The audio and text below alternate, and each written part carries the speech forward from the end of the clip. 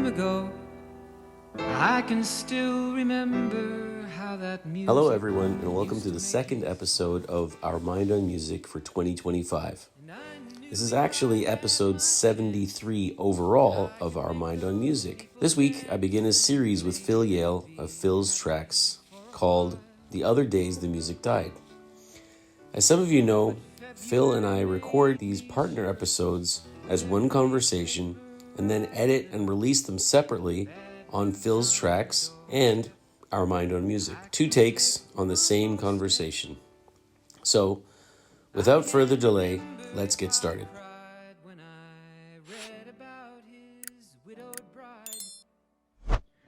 The 3 previous episodes you've been on, we discussed the Wrecking Crew 40. That was 40 hit songs by 40 different recording artists that members of the famed studio group, the Wrecking Crew, played on.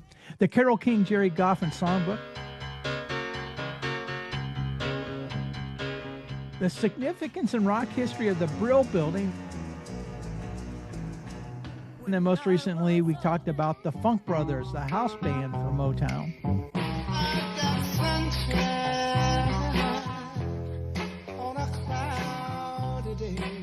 I don't know of anybody else who's doing this, recording one conversation and then turning it into 2 episodes.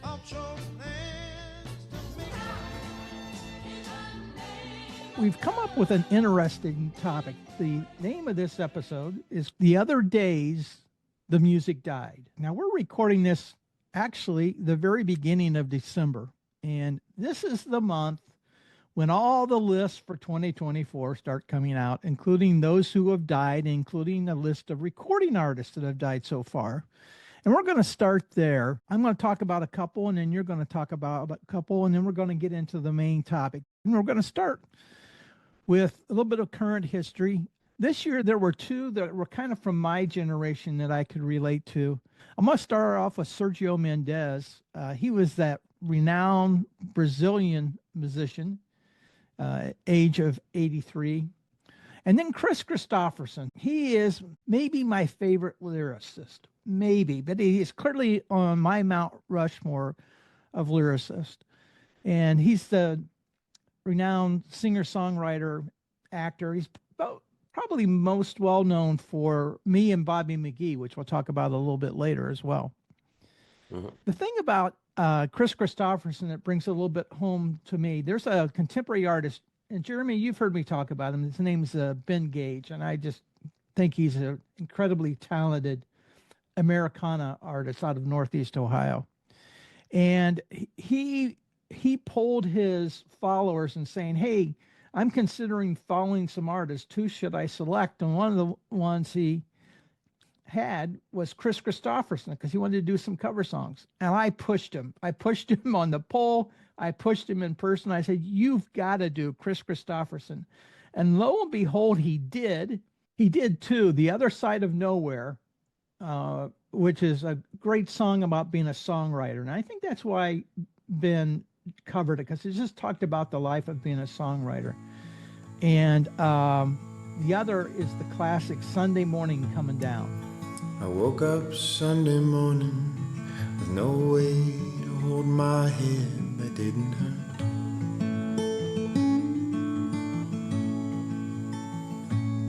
And the beer I had for breakfast wasn't bad, so I had one more for dessert.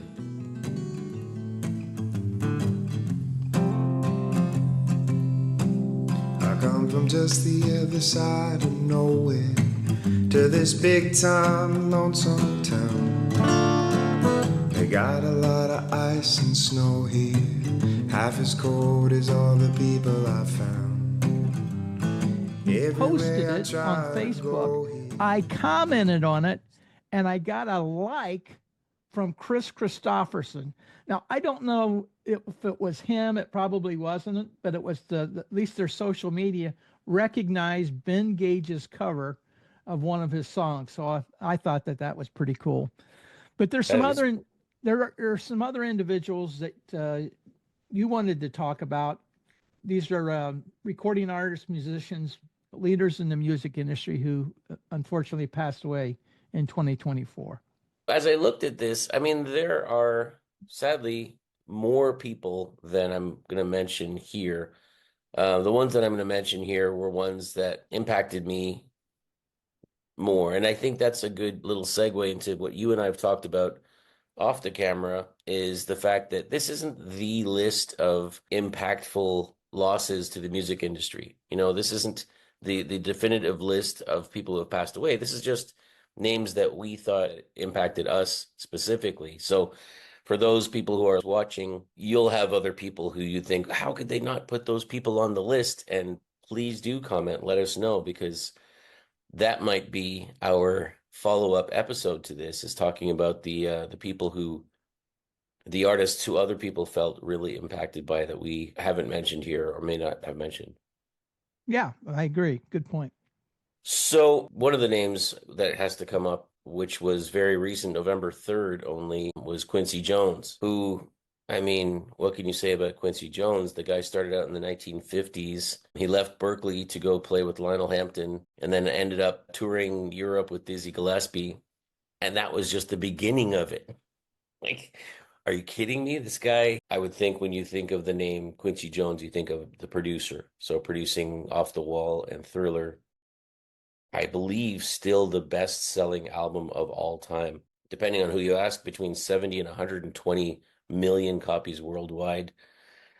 So I guess you could say in that sense, the biggest producer of all time. So that was a huge loss this year, and a lot of other musicians and a lot of just, outpouring of emotion from that loss. Dicky Betts was a guitarist for the Allman Brothers, which for me, the Allman Brothers really influenced when I started to try to get into country, blues, rock type sounds on the guitar. That was a huge influence. Phil Lesh, who was the bassist for the Grateful Dead. I'm going to mention two. If you were a teenager in the 80s, then these might make sense to you. In my case, pretty much for all of that, I was really into like what we call now hair bands. So, yeah. Bon Jovi. Yeah, Bon Jovi, that kind of stuff. Van Halen was a huge influence on me as a musician. So around that time, there was the band Great White that had a huge hit with Once Bitten, Twice Shy. I'm once bitten, twice shy, babe.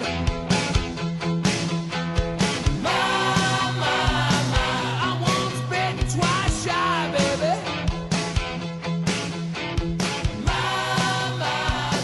I'm once bitten, twice shy, baby.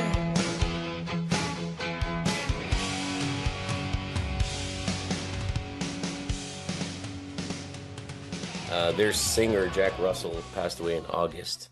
Along those same lines of Iron Maiden, who are still touring this year, by the way. Their original singer was a guy by the name of Paul Diano.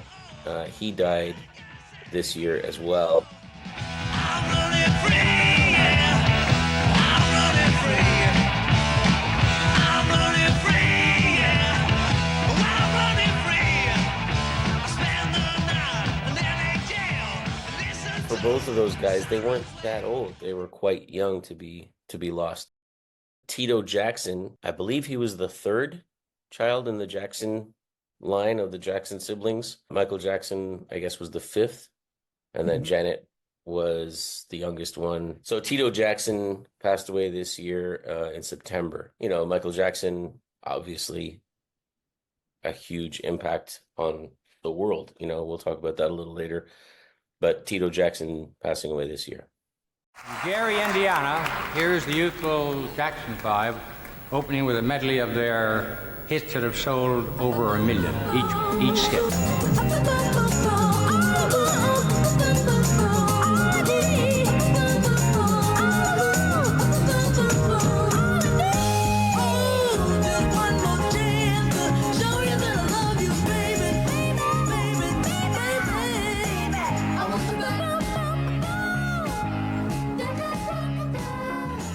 Hey, Jeremy, a little bit of a trivia here. I think this is right. You mentioned Jack Russell from Great White. Yeah. Isn't Great White the band that was performing? I think there was a fireworks display or something part of their concert. Did I get that right? You did. Yeah. Basically, they were having a concert. Their tour manager lit off some pyrotechnics, which then resulted in a huge fire. The tour manager himself later pled guilty to 100 counts of involuntary manslaughter. That was 2006. The fire happened in 2003. But yeah, Jack Russell. And it's probably a little bit of helps make a little bit of a segue for us, because this episode is the first in a series you and I are doing. The Other Days the Music Died, where over a couple episodes, we don't know how many yet, we're going to go through history, contemporary history, tragic occurrences where the music died. And of course, that's a phrase that Don McLean came up with. And let's talk a little bit about that. Back in 1972, he had the song American Pie, the tragic plane crash that claimed Buddy Holly, Ritchie Valens, and the Big Bopper, J.P. Richardson. That was back in 1959. That crash was immortalized by that song.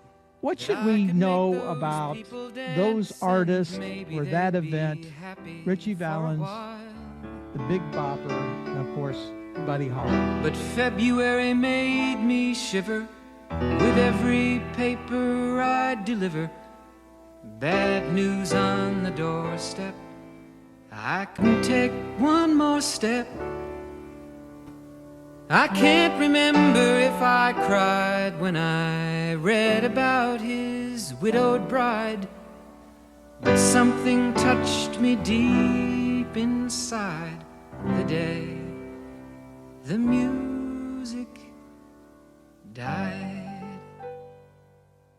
1959, this was when rock and roll was still at its height, and these were some of the biggest players at that time, amazingly. So first of all, Buddy Holly was a huge impact in terms of his style. His guitar playing really influenced generations of musicians afterwards.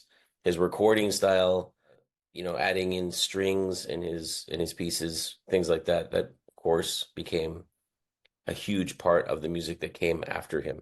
Ritchie Valens, this is amazing to me. He was 17. He was a teenager. So, he only had 2 huge hits, but here we are talking about him. And I remember when I was a teenager when they brought out the movie La Bamba, starring Lou Diamond Phillips. And of course, that was a huge renaissance for that music. La Bamba became a huge hit again. In 1957, Ricardo Valenzuela had his family, his talent, and a dream. Rock and roll. Ritchie Valens.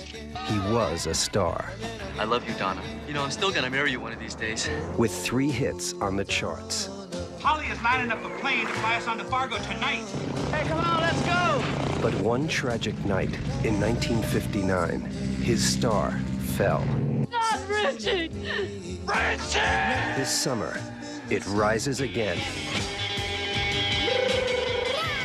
The legend of Ritchie Valens, a true story.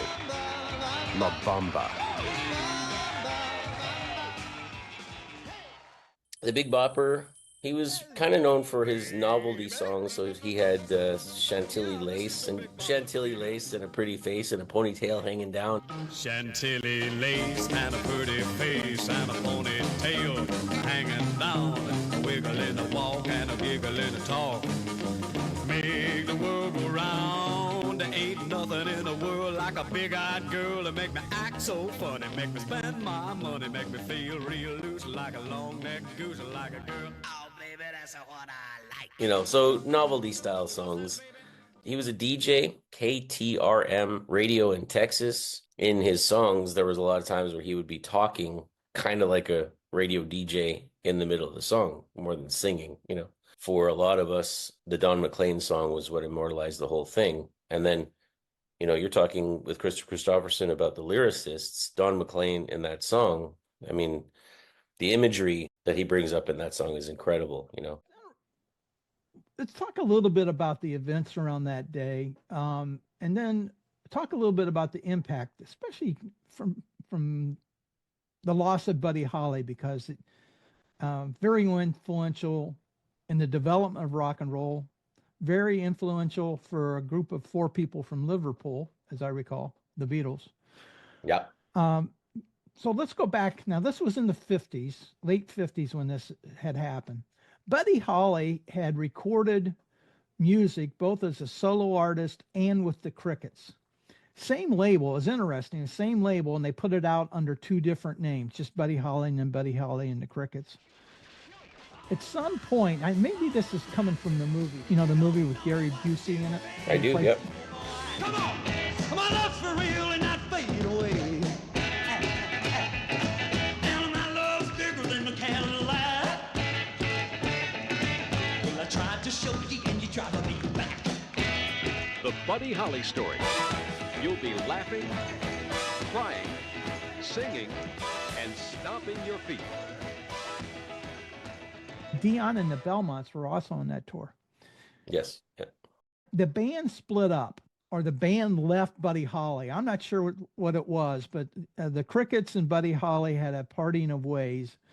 Mm-hmm. Buddy Holly had kind of retired a bit because his wife wanted him home more. I think they just had a child or something. That's right. And it was just driving him nuts. And finally, his record label promoted him to go on a tour. Now, this isn't the tour like it is today, where they're flying first class or in charter jets or have buses that have heat. He went on a tour as a solo artist in the Midwest in February. It's pretty cold. The bus didn't have any heat. The tour was scheduled for 24 stops in 24 days. Yeah. Okay. One of them, which I think it was J.P. Richardson, was getting sick. Buddy Holly just wanted to do laundry. He was tired of wearing the same clothes and being on that freezing bus, so they decided that they would charter this plane. They chartered the plane, but there were only so many seats available on the plane. And one of the individuals that was supposed to have a seat on the plane was Waylon Jennings. Yeah. And he gave it up so that Richardson could go on it because he was feeling sick.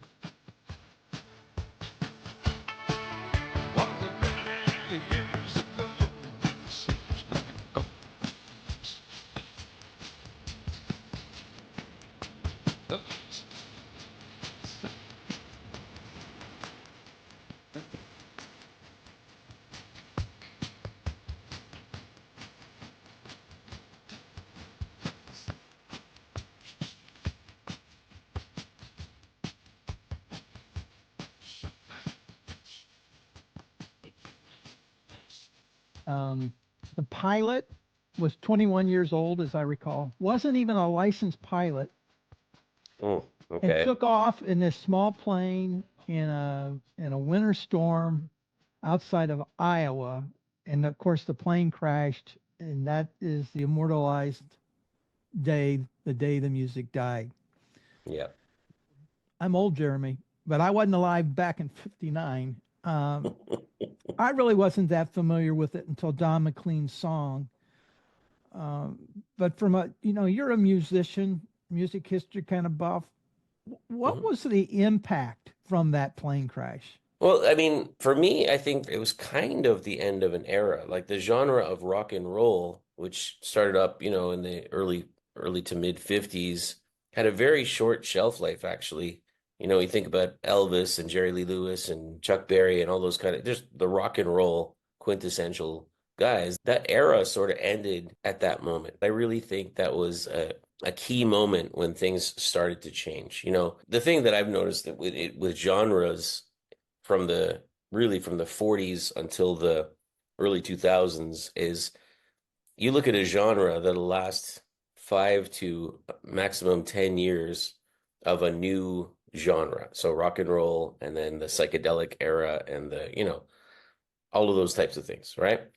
And they would last until the middle of the next decade, for rock and roll, it was the day rock and roll died. You know, you look at Buddy Holly, if he was that influential on bands that have gone on to become absolutely legendary. So the Beatles, the Rolling Stones, you know, the Stones are still around, you know, and those guys would list him, his writing style and his playing style, his recording style as influential to them. So Buddy Holly, I would say, was a major part of that, you know, and take a look at, you know, afterwards, there was the movie Peggy Sue Got Married. Peggy Sue Got Married was a movie that came out in the 80s. It was, you know, an homage to that. And then, of course, the Crickets went on to continue recording and playing. They backed the Everly Brothers. So who knows how that would have gone if Buddy Holly had stayed alive? Would they have done a reunion, or would they have spread out their own way? They actually did a Jerry Goff and Carole King song, which ties back to one of our other episodes together. They did Don't Ever Change. But please don't ever change. No, don't you ever change. I kinda like you just the way you are. So I think in that sense, you know, it kind of leaves that question mark of what ifs, you know? They were so young, and rock and roll, it's incredible to think Buddy Holly was on sort of a revival tour, you know, reviving his career. He could have only been playing for what, 5 years, 10 years at that point, you know? So I think that was the impact, was sort of that what if question. What would have happened if that plane crash didn't happen?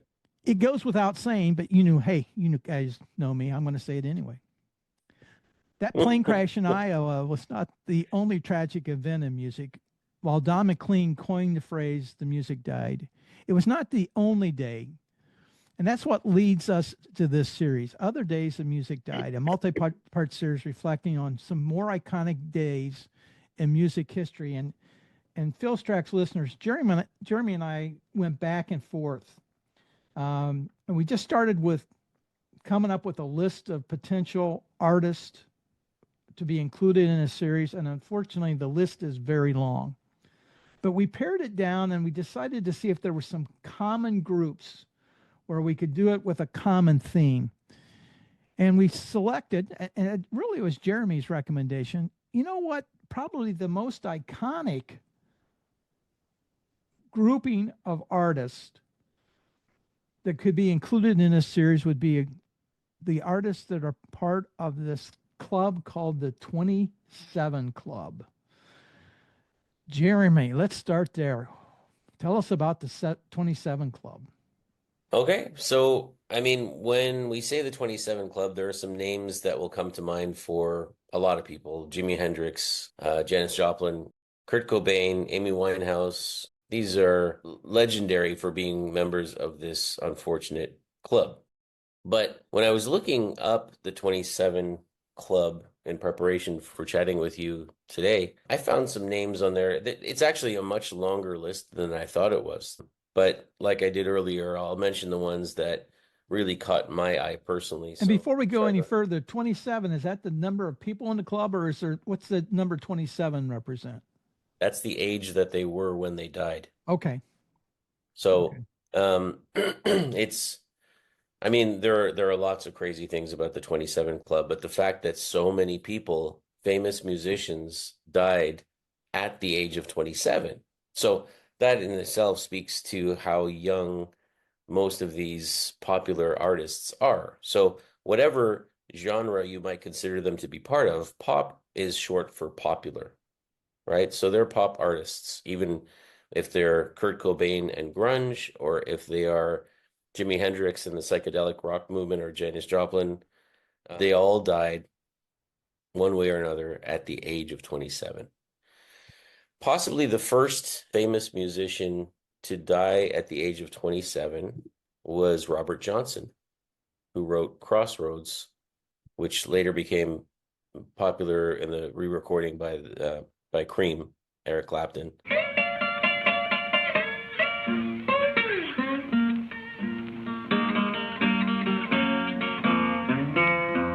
I went to the crossroads.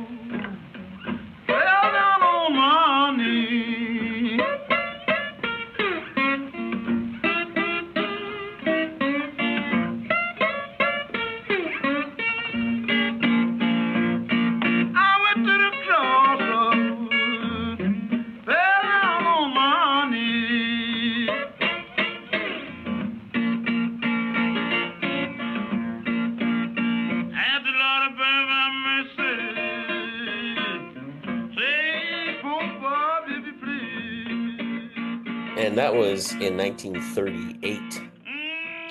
So there was no 27 Club. It just happens now, retrospectively, when we look back at it, he was 27 when he died. Unfortunately, another Grateful Dead member is on this list here, Ron McKernan. I wasn't familiar with that name. He died when I was 1. But he was a member of the Grateful Dead. He died when he was 27. And Pete Ham, which you wrote in the information that he wrote in his final letter before taking his own life. The background on that, Badfinger was the group that was signed by the Beatles. In fact, they sounded like the Beatles. I actually did an episode on Badfinger. It's a tragic story. Their manager took all of their money. They died penny. Well, in this case, Pete Ham had just become a father. He had a young child who was trying to buy a house and got denied. He thought he had all kinds of money available. Found out he was worth absolutely nothing. He was financially devastated.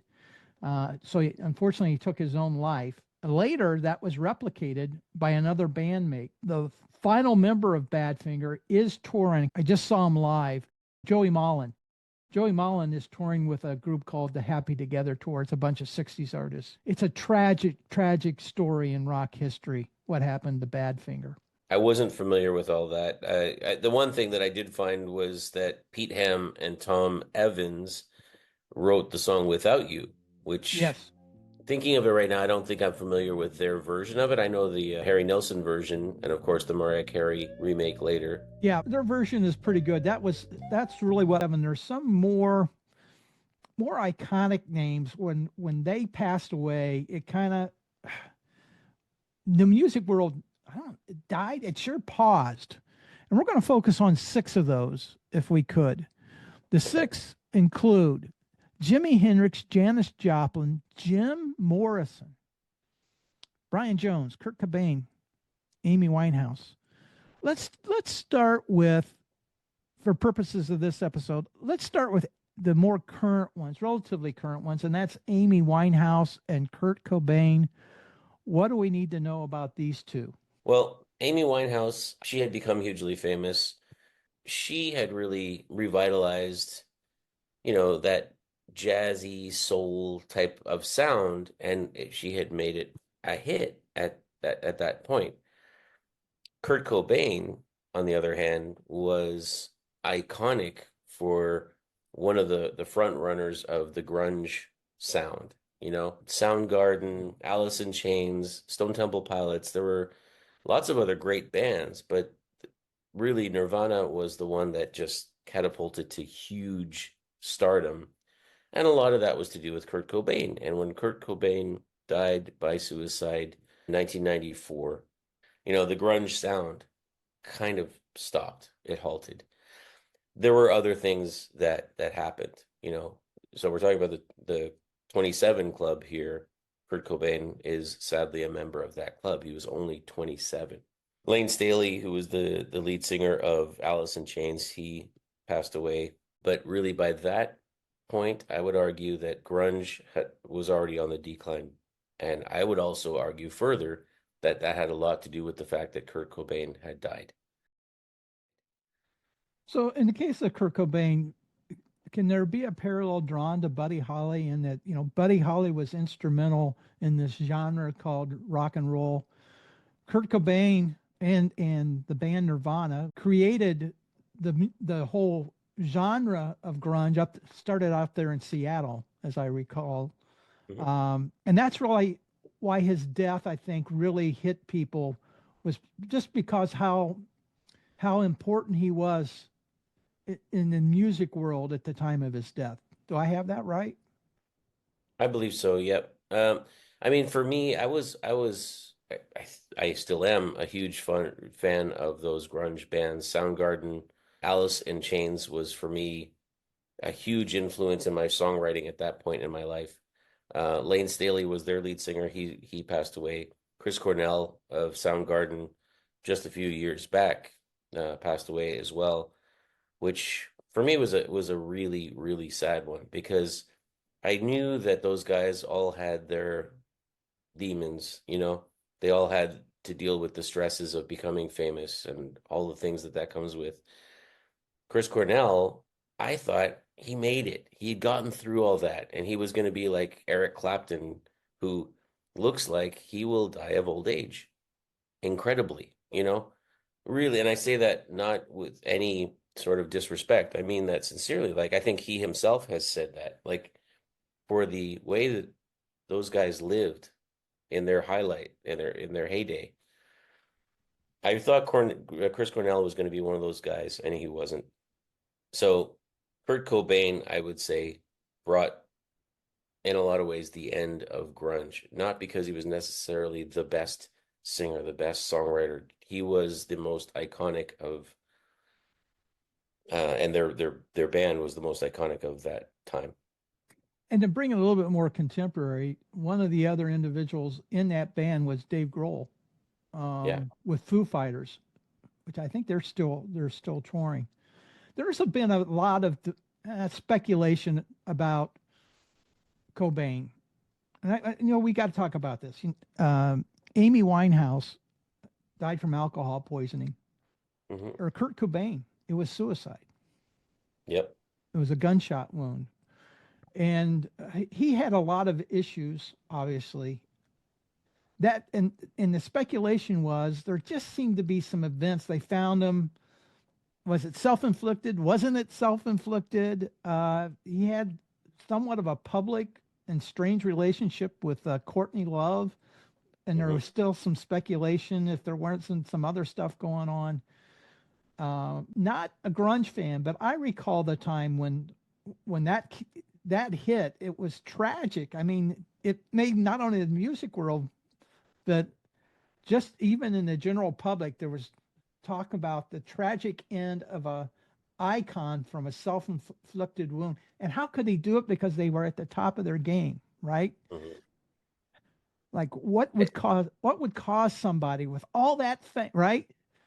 You and I've talked about these things a little bit. First of all, what you said there, like, some of these deaths, you didn't have to be a fan of that person or of their music for it to have affected you emotionally. I think Kurt Cobain is one of those people because he was so young. He was only 27, and the fact that he died by his own hand, that the impact. And part of that is, you could almost just change the punctuation on your sentence that you just said.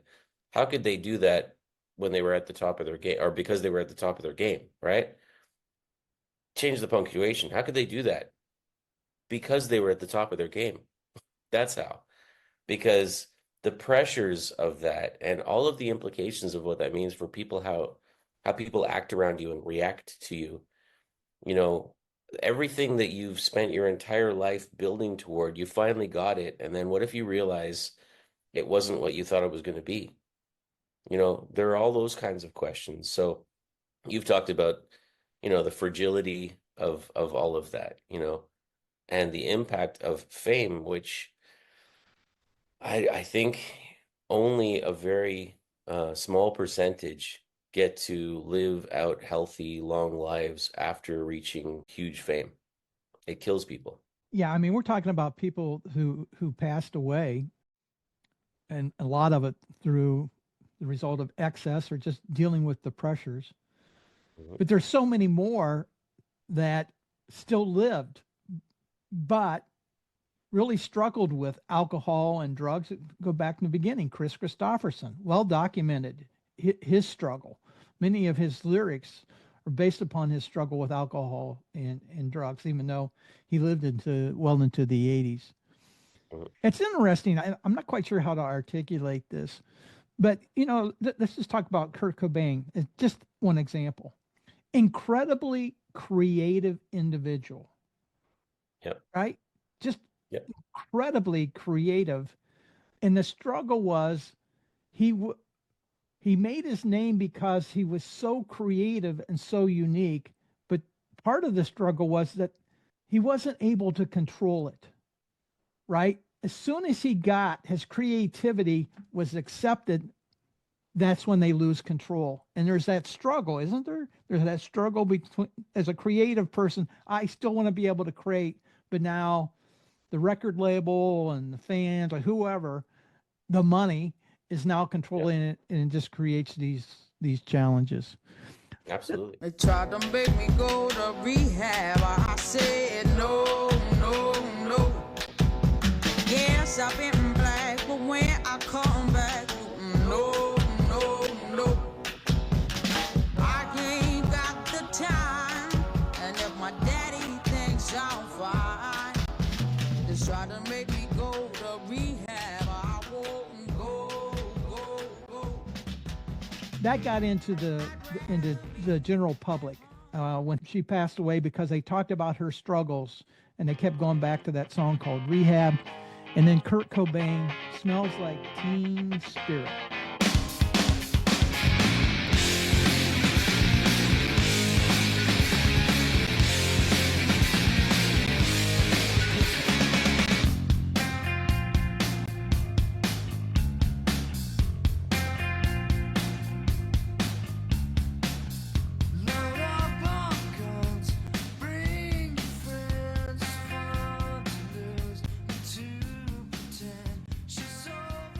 We talked about the 27 Club. The mystique of the 27 Club really centers around a 24-month period of time, from 1969 to 1971. In 24 months, 4 of perhaps the most iconic artists of that time died at the age of 27. Yep. Brian Jones, Jimi Hendrix, Janis Joplin, and Jim Morrison. I like to break it out into 2 groups. And let's talk first about Brian Jones and then Jimi Hendrix. Brian Jones, who is he and why was he so important in the ongoing development of this thing we call rock and roll? When we think about the Rolling Stones, or when I think about the Rolling Stones, I think about Mick Jagger and Keith Richards, Ron Wood and Charlie Watts. When we talk about the Stones, that's the 4 that I would think of. Brian Jones was the guy who actually put the ad in the newspaper asking for band members, looking for band members. He was the guy who formed the Rolling Stones. So whether you love the Rolling Stones or not, I don't think anyone can debate that they are an iconic band at this point, just for longevity in itself. And this is the guy that started that band. So yeah, hugely influential in that sense. Sadly, he very early on struggled with drugs. He had legal issues, and the more business-minded Mick Jagger and Keith Richards took over the band. So that guy is influential in the short time that he was in music, the short time that he was alive, 27 years, he managed to form one of the most iconic bands of, well, ever.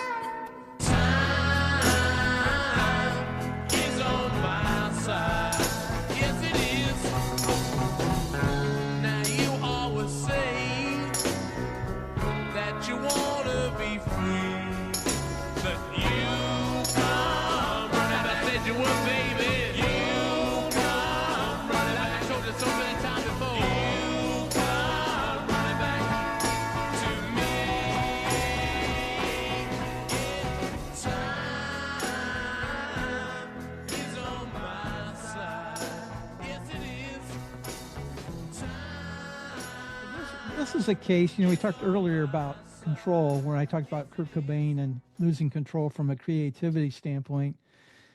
Part of Jones' struggle was just control of the band that he initiated, right? Yeah.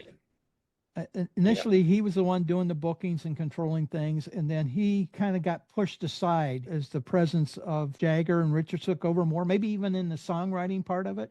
They stepped in because he was struggling to continue to manage that at the scale that they had reached already at that point. So, this is still 69. That was, there was an interview with Mick Jagger around that time.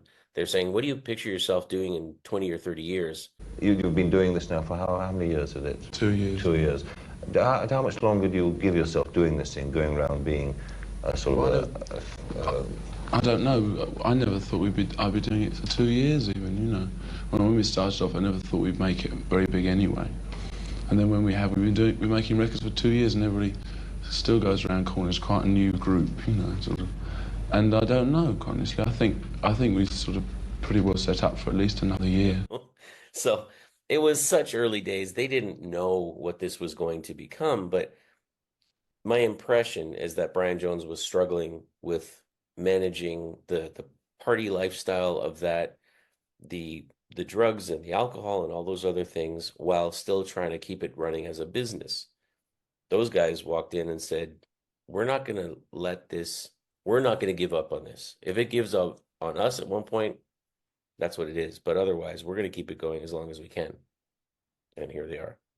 They found him dead in his swimming pool. Then there is the man, Jimi Hendrix. You know, as a guitarist, I'm sure you know a lot about Jimi, but what do we need to know about Jimi Hendrix? Well, James Marshall Hendrix, you know, I am far from being alone on this. He was, in a lot of ways, the reason he's the reason I play a Fender guitar. He's the reason I played through a JCM 800 Marshall amp. I grew up trying to play like him, and then later Eddie Van Halen, you know, hugely influential. It would be easier to name the musicians who don't consider him an influence, you know? So in that sense, and the thing about it, you know, he was a guitarist. He played on what they called the Chitlin circuit back with Sam and Dave, and played for Little Richard and all those kinds of guys. He made his bones playing in the background for those guys. I think it comes down to some of the stuff we've already talked about, when the business world steps into the artistic world. And some people can manage that really well, and some people can't, you know. And I think he was quite a tender soul in that sense, that he was really feeling shuffled around and misused. And, you know, when the excesses were there in front of him, he took them, you know. And this guy was a soldier, you know, a paratrooper. It wasn't like he was just a goofy kid, you know. But I think you have to be very, very secure with yourself and very strong to be able to live through that. And I just think he was one of those souls that couldn't fight against that machine. So sadly, he died. There are suspicions around that as well, you know, who was there and what happened and all those things. But I think what it comes down to is the impact that his death had. 2 weeks later, I know we're not mentioning Janis Joplin just yet, but it was 2 weeks later that she died. Yeah, and I think I would be remiss not to remind people what these years were: 1969, 1970, 1971. Boy, I remember those years. It was just wild. It was wild times. Here in the States, there was still all of the issues surrounding Vietnam. There was the anti-war movement. There was this movement for the environment. There was a movement for rights for everybody, the civil rights, women's rights. Every social norm that my parents grew up on was being challenged by this generation. It was like everything was done to excess. And that was really when I think 69, in my opinion, was the best year of music, period. And then you got this guy, and then you have the event at Woodstock. Woodstock was in 69, and that's when he really became famous, when he did his version of the Star Spangled Banner at whatever it was, 6 o'clock in the morning or 7 o'clock in the morning when he finally got on stage. Songs like Purple Haze, Foxy Lady, Fire, The Wind Cries Mary, Wild Thing, All Along the Watchtower. Some people say that's the best version. His version is the best version of the Bob Dylan song, All Along the Watchtower. What track do you think we should include a clip of? Those songs that you mentioned, it's so hard to pick one for me. I mean, his entire In the West album was huge for me. It had the song Red House, which is not one of his most famous songs, but for me, I spent weeks playing that song until I could play it along with the album, you know. But I think the one that I would love to include is The Wind Cries Mary. Of all the things he did, Purple Haze and Fire, which is, you know, it really shows all of the energy of his playing. But The Wind Cries Mary really shows that soft side and how he could really take on the song and make you feel something.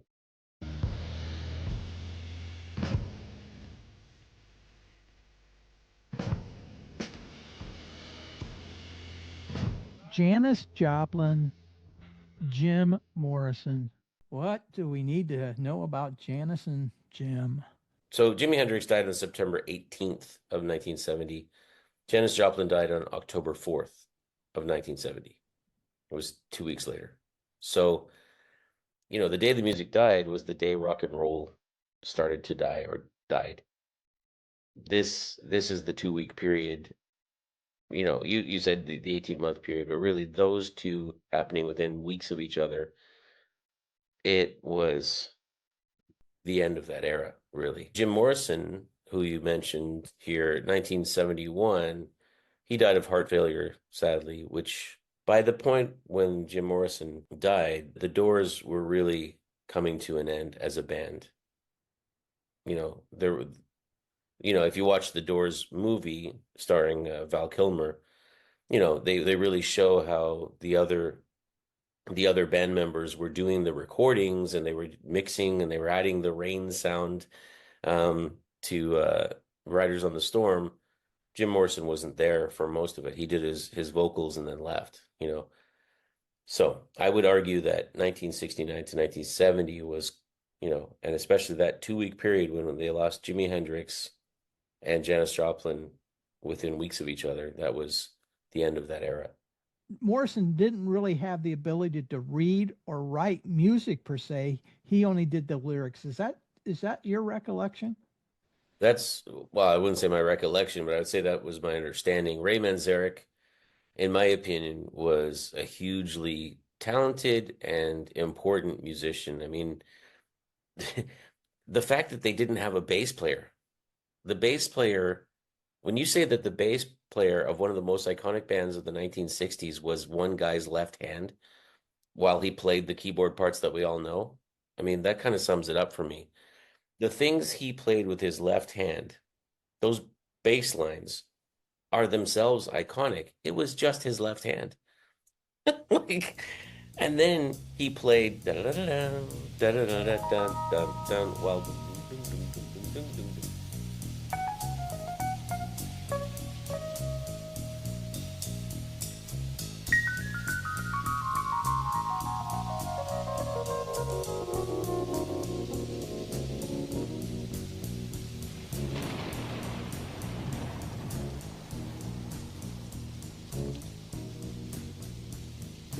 Riders on the storm. So Robbie Krieger, he wrote Love Me Two Times. He wrote that guitar riff, but it seems to me that mostly it was Ray Manzarek who would go back, write the parts, the other guys would add their parts to it. You know, they wrote their parts, so not to take away.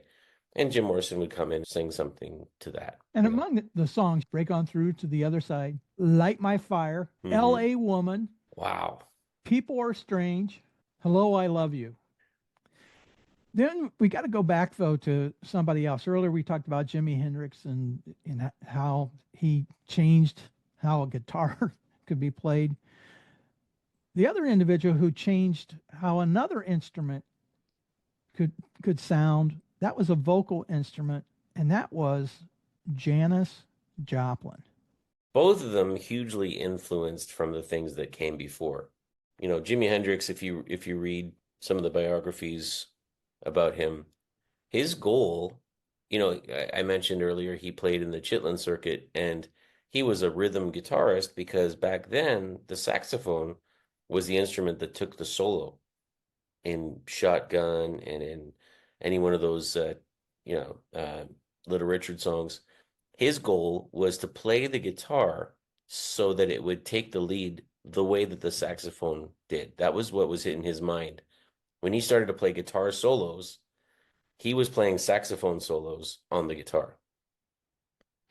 So hugely influenced by things that had come just before. You know, Janis Joplin now, she's Bessie Smith and she's Big Mama Thornton.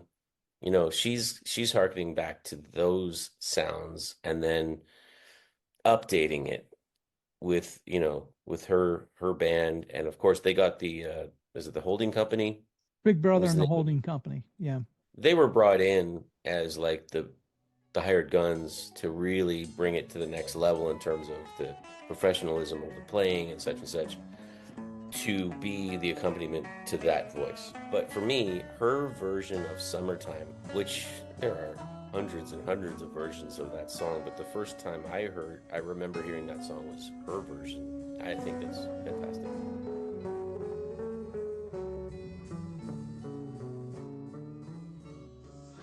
But I got to talk about Janis and her connection with kriskristofferson in the song Me and Bobby McGee.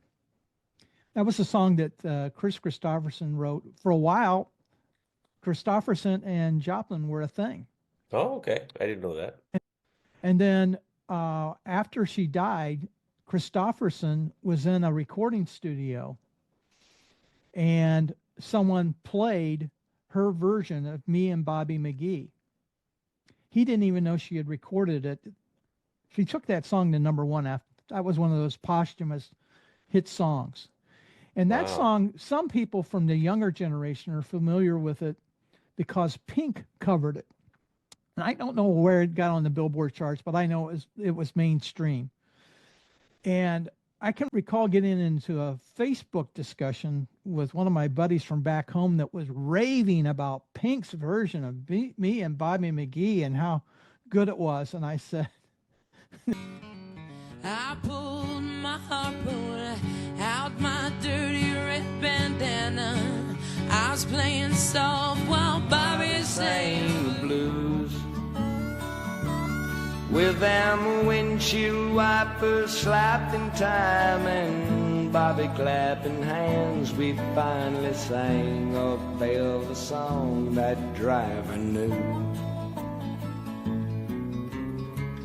Freedom's just another word for nothing left to lose.